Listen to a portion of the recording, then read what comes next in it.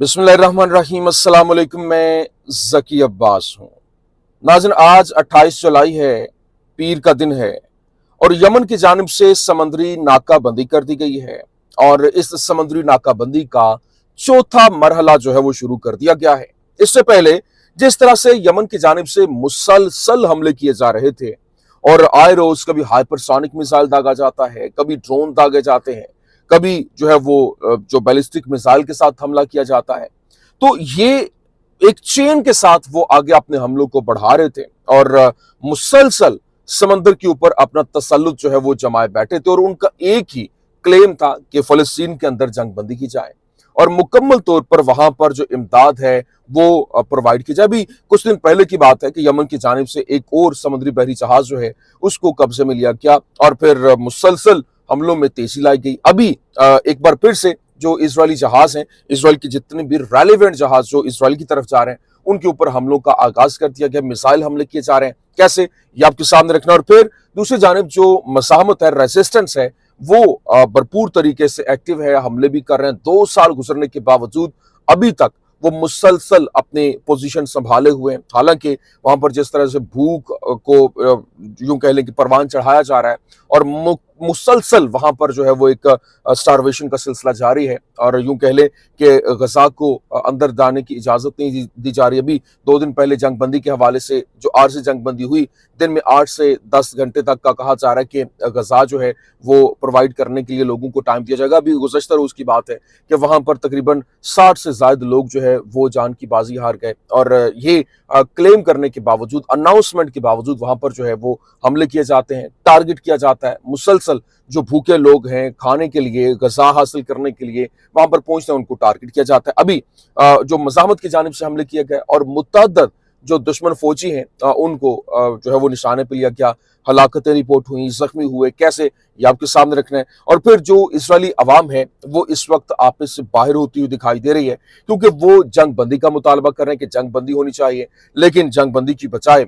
जो नेतन्याहू है वो ग्रेटर इसराइल का प्लान और उसके ऊपर एग्जीक्यूशन को लेकर आगे बढ़ता हुआ दिखाई दे रहा है।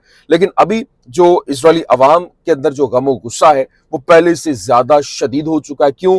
क्योंकि अब नेतन्याहू के ऊपर एक असैसिनेशन अटेम्प्ट हुई है, कातलाना हमला हुआ। कुछ दिन पहले एक हमला हुआ था और एक खातून की जानिब से जिसको गिरफ्तार भी किया गया था। अभी एक और जो है वो कातलाना हमले के हवाले से खबर जो है वो रिपोर्ट हो रही है और ये क्या मामला, तमाम तर डिटेल्स वन बाय वन आपके सामने रखते हैं। अच्छा नाज़रीन, सबसे पहले मैं आपको बता दूं, देखिए इस वक्त यमन की जानिब से, यमनी होशियों की जानिब से दुश्मन के खिलाफ बहरी नाकाबंदी के चौथे मरहले पर अमल दरामद का जो है वो आगाज कर दिया गया और इस मरहले में किसी भी कंपनी से ताल्लुक रखने वाले तमाम बहरी जहाजों को निशाना बनाना शामिल है जो इजरायली दुश्मन की बंदरगाहों से निमटती है और इस कंपनी की कौमियत से कता नजर और मुसल्लह अफवाज की पहुंच के अंदर किसी भी मकाम के ऊपर यह हमला जो है वो होगा।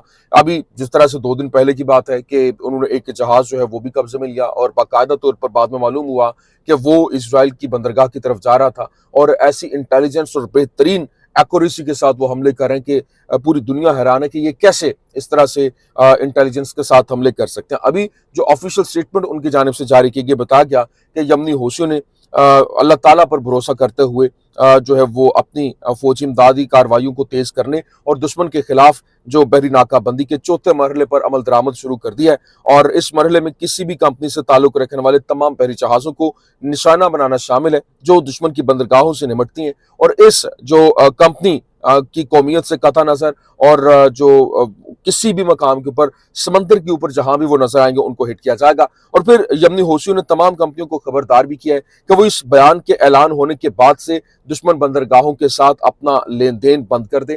बसूरत दीगर इनके बहरी जहाज चाहे उनकी मंजिल कुछ भी हो, किसी भी ऐसी जगह को निशाना बनाया जाएगा जहां तक हमारे मिसाइलों और ड्रोन्स की पहुंच होगी।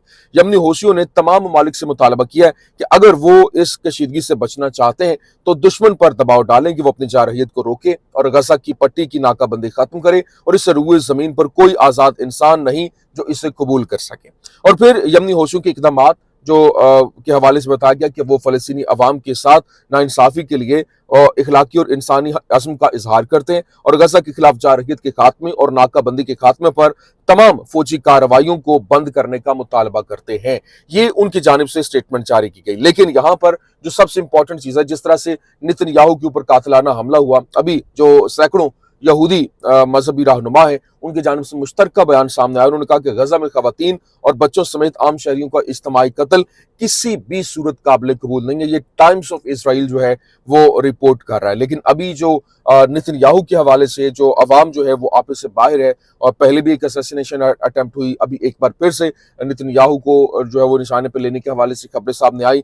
خبر کیا ہے؟ اسرائیلی چینل 14 نے رپورٹ کیا، the call came after the arrest of leftist activists accused of planning to assassinate the Israeli prime minister. جو اسرائیلی پرائم منسٹر ہے اس کو قتل کرنے کی جو پلاننگ کرنے کے حوالے سے باقاعدہ طور پر ایک جو لیفٹسٹ ایکٹیوسٹ ہے اس کو گرفتار کیا گیا ہے. اور اس سے پہلے بھی خبر سامنے آئی تھی، جس طرح سے جو نتن یاہو کے اوپر ایک خاتون کی جانب سے حملہ کرنے کے حوالے سے خبر سامنے آئی تھی، اور اس کی جانب سے اپنی جو سراؤنڈنگ میں اس کے سرکل میں جو خواتین تھیں ان کو بتایا گیا کہ وہ ویسے بھی تو، کیونکہ وہ عمر رسیدہ تھی، اس نے کہا کہ ویسے بھی اس نے مرنا، لیکن اس سے پہلے وہ یہ کام جو ہے وہ نپٹائے گی، اور اس نے یہ حملہ کرنے کی کوشش کی جس کو پکڑ لیا گیا. اب اس کو بھی ہاؤس اریسٹ کر دیا گیا ہے. باہر نکلنے کی، پبلک پلیسز پہ جانے کی اس کو مکمل طور پر اجازت نہیں ہے. لیکن دوسری جانب جو دا ٹیلی گراف ہے، آپ اندازہ کریں یہ ہو کیوں رہا ہے، اس کے پیچھے وجوہات کیا ہیں، یہ جاننا بڑا ضروری ہے. دیکھیں اس وقت جو دا ٹیلی گراف اخبار ہے اس کی جانب سے کوٹ کیا گیا، اس نے کہا کہ جو former deputy head of the Israeli national security council, وہ کیا بتا رہے ہیں، اس نے کہا Netanyahu needs the war to continue to maintain his authority.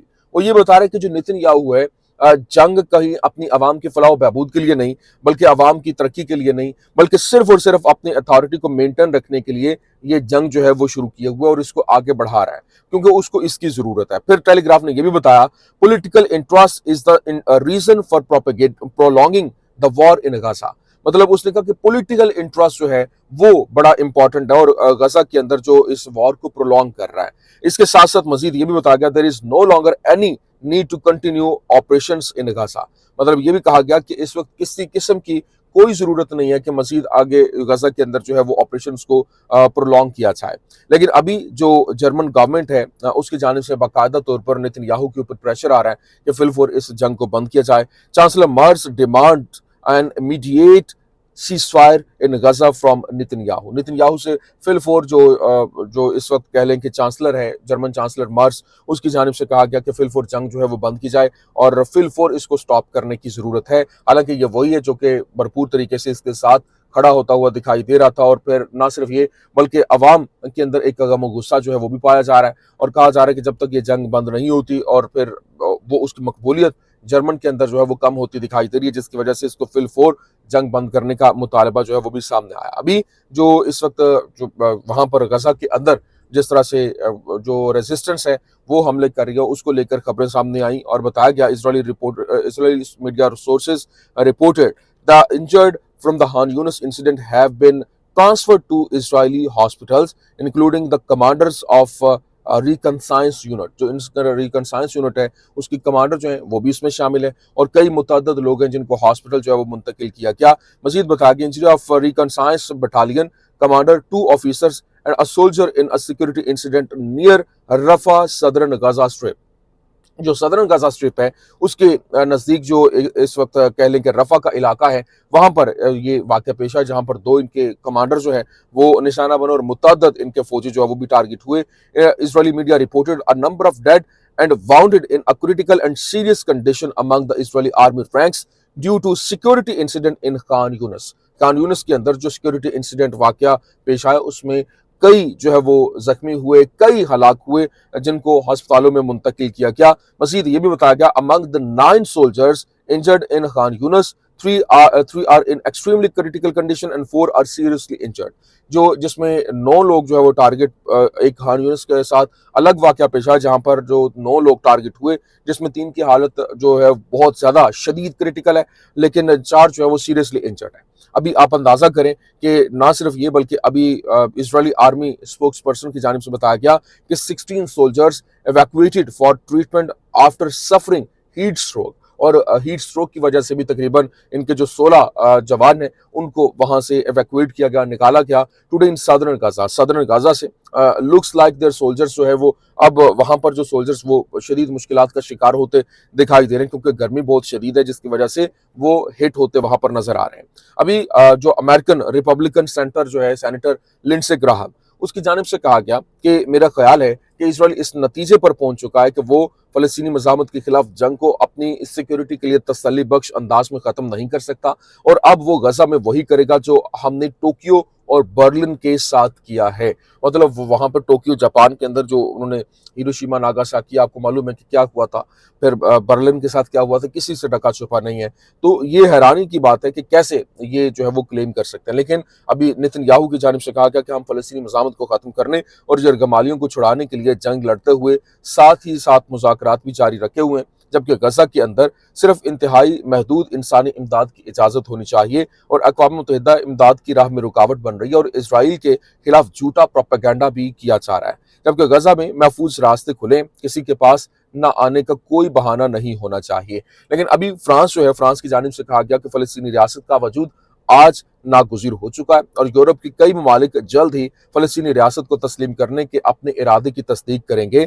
जबकि जब ये उसका बयान सामने आया और दीगर जो ममालिक हैं उनको अपने साथ उसने अटैच करने की कोशिश की, तो वहां पर जो एक मैसिव किस्म का साइबर अटैक जो है वो फ्रेंच डिफेंस सेक्टर के ऊपर हुआ है। नेवल ग्रुप फ्रांस के जो शिप बिल्डर्स हैं वो मेजर ब्रीच वहां पर हुआ। 13 GB डेटा, इंटरनल डेटा जो है वो लीक हुआ है और 1 टेराबाइट जो डेटा डंप हुआ है, और ये उनको एक बहुत ज़बरदस्त किस्म का झटका जो है वो लगाया गया है। तो ये इस वक्त की सिचुएशन है, ये इस वक्त के हालात हैं कि अभी किस तरह से जो भी उनके खिलाफ बोलता है या फिर उनके खिलाफ जाता है तो उनको किस तरह से हिट करने की कोशिश की जाती है। अभी फॉरेन अफेयर्स जो जरीदा है, अखबार है, उसने कहा कि इस वक्त जो न्यूक्लियर पावर्स कन्वेंशनल वॉर, उसने इस टाइटल के साथ एक खबर छापी। उसने कहा कि ईरान, जिसने वस्ती इसराइल में इक़्तिसादी और फौजी मराकज़ पर बार बार हमले किए हैं, पूरी तारीख में पहला मुल्क बन गया जिसने जोहरी हथियार रखने वाली रियासत के शहरों पर शदीद हमले किए हैं। मतलब हैरानी इस बात की, इसका मतलब यह है कि वो जोहरी ताकत रखता है। पहले तो माना ही नहीं जा रहा था, ये इस खबर के थ्रू ये बता दिया गया कि इसराइल जो है वो जोहरी हथियार रखता है, ये नहीं कि उसके पास जोहरी हथियार नहीं है। या फिर मतलब उसने बता दिया कि अब जिस तरह से उन्होंने कहा कि न्यूक्लियर पावर्स कन्वेंशनल वॉर्स, मतलब अब वहां पर जो हमला मुसलसल एक ही जगह पे बार बार हमले हुए, वो जोहरी ताकत रखने वाला मुल्क है, जबकि दूसरा जो है वो कन्वेंशन वॉर लड़ रहा है। तो ये पता चल रहा है कि हालात कितनी तेजी के साथ बदल रहे हैं, और मुसलसल अगर इसी तरह से सिचुएशन रहती है तो यहाँ पर रहना भी जो है वो मुश्किल हो जाएगा। ये कुछ आम तरीन अपडेट्स मैंने कहा आपके सामने रख दें। उम्मीद करते हैं वीडियो आपको पसंद आई होगी। पसंद आने की सूरत में लाइक कीजिए, शेयर कीजिए और हमारे चैनल को सब्सक्राइब करना मत भूलिएगा। शुक्रिया।